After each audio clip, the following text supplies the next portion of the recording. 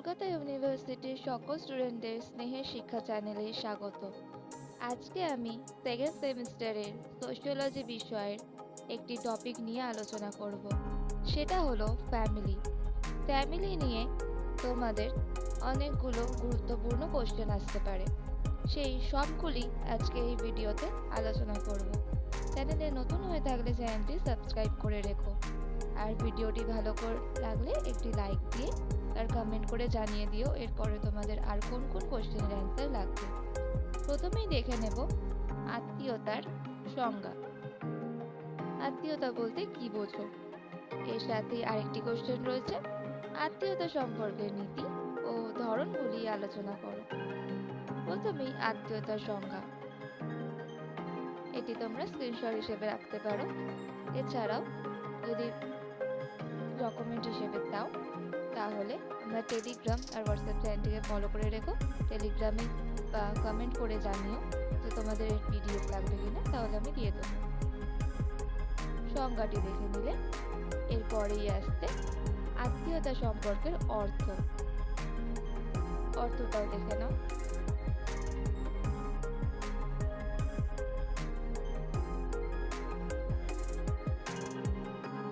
এরপরে আত্মীয়তা সম্পর্কের ধরন।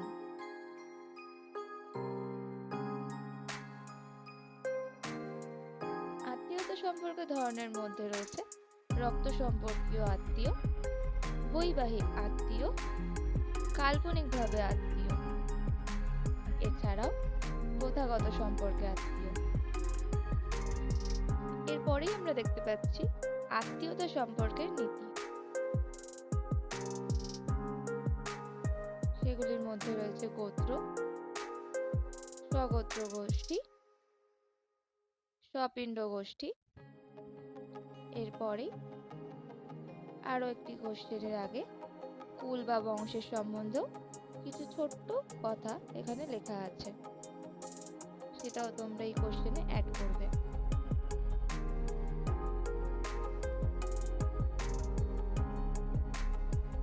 এটি শেষ হলো, এর পরের কোশ্চেন নিয়ে আলোচনা করব। আত্মীয়তা বলতে কি বোঝো? উত্তর ভারতের আত্মীয়তা সম্পর্কের প্রধান বৈশিষ্ট্যগুলি আলোচনা করো। এটি শুধুমাত্র উত্তর ভারতের আত্মীয়তা। আত্মীয়তার সঙ্গে তোমরা আগেই দেখেছো, তাও এর সাথে আছে, এটাও দেখে রাখো।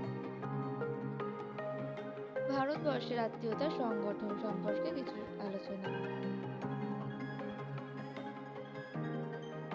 এরপরে উত্তর ভারতের আত্মীয়তা সম্পর্কের বৈশিষ্ট্য।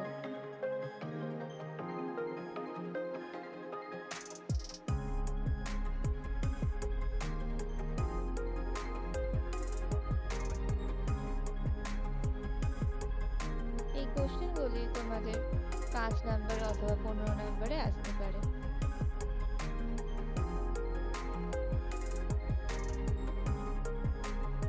ভিডিওটা পজ করে আস্তে আস্তে পড়ে নিতে পারো।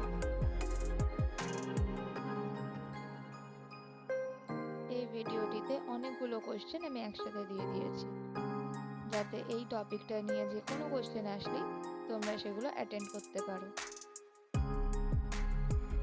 এরপরেই আসছে আত্মীয়তা বলতে কি বোঝো? মধ্য ভারতের আত্মীয়তা সম্পর্কের প্রধান বৈশিষ্ট্যগুলি আলোচনা করো। প্রথমে আত্মীয়তার সংজ্ঞা।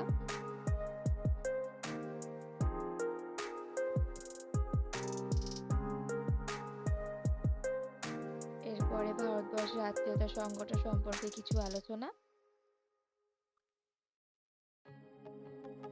এরপরেই আসছে মধ্য ভারতের আত্মীয়তা সম্পর্কের বৈশিষ্ট্য।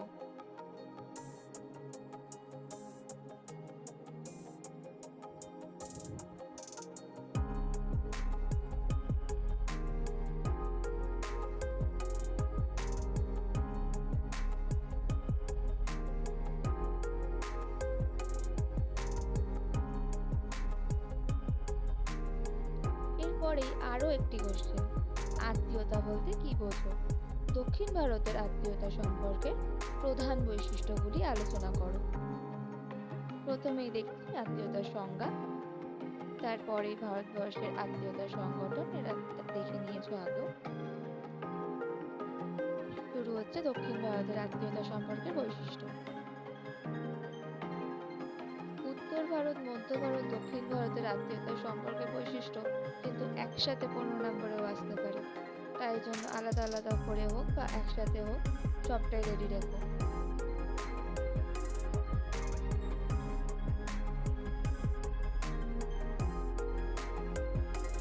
এগুলো অনেক সহজ ভাষায় লেখা আছে।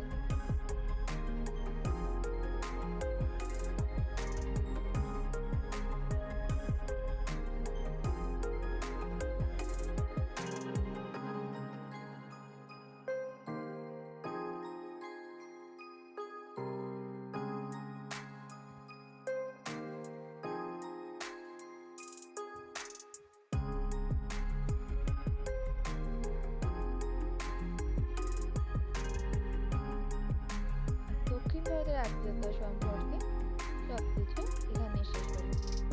এরপরে আরো কোশ্চেন রয়েছে তোমাদের সামনে। এরপরেই দেখছি আত্মীয়তা বলতে কি বোঝো। ভারতীয় সমাজে আত্মীয়তা সম্পর্কের গুরুত্ব সম্পর্কে আলোচনা করো। সব সমাজ সম্পর্কে জানলাম, এর গুরুত্ব এবারে জানতে হবে। প্রথমেই আত্মীয়তার সংজ্ঞা রয়েছে। এরপরেই শুরু হচ্ছে ভারতের সমাজে আত্মীয়তা সম্পর্কের গুরুত্ব।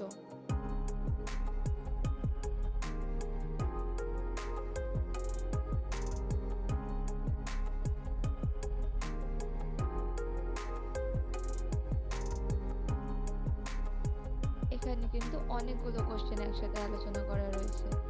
তাই এই টপিকটায় যদি এই সবগুলো কোশ্চেন রেডি করতে পারো, তাহলে এই টপিকটা থেকে যাই কোশ্চেন আসুক তোমরা কিন্তু অ্যাটেন্ড করে আসতে পারবে। আর এখানে খুবই ছোট ছোট করে অ্যান্সার দেওয়া, তোমরা সময়ের মধ্যে লেখাও শেষ করতে পারবে আর সঠিক জিনিসটা লিখতেও পারবে। প্রত্যেক ক্ষেত্রেই এখানে গুরুত্ব দেওয়া রয়েছে।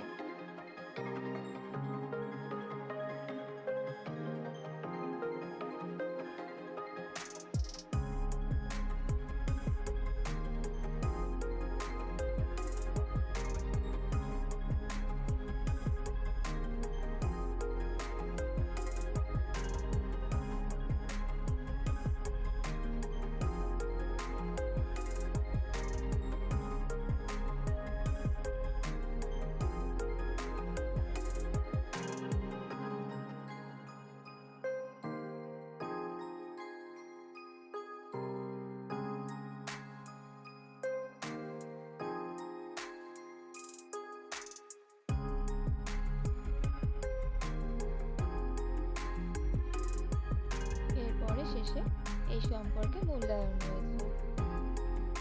এর সাথে একটা বোনাস কোশ্চেন রয়েছে তোমাদের জন্য। আত্মীয়তা বলতে কি বোঝো? আত্মীয়তার বিভিন্ন ধরন সম্পর্কে আলোচনা করো। এটাও তোমরা রেডি রেখো ছোট কোশ্চেনের জন্য। প্রথমে সংজ্ঞা দিয়ে দেওয়া রয়েছে, এরপরেই আত্মীয়তার বিভিন্ন ধরন সম্পর্কে লেখা রয়েছে। এই শ্রেণী বিভাগটা কিন্তু তোমাদের জন্য খুবই ইম্পর্টেন্ট।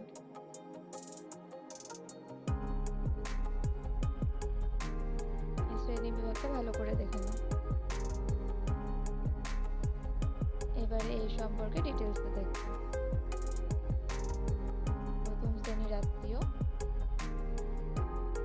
দ্বিতীয় শ্রেণীর আত্মীয়,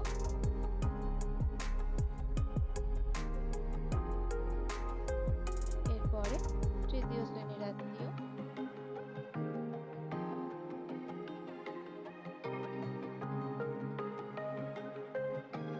এরপরেই রয়েছে রক্তের সম্পর্কের ভিত্তিতে আত্মীয়। এর ইংলিশ টার্মগুলো কিন্তু তোমরা মনে রাখবে। এছাড়াও বৈবাহিক সম্পর্কের ভিত্তিতে গড়ে ওঠা আত্মীয়। শেষে ছোট্ট করে একটি উপসংহার রয়েছে।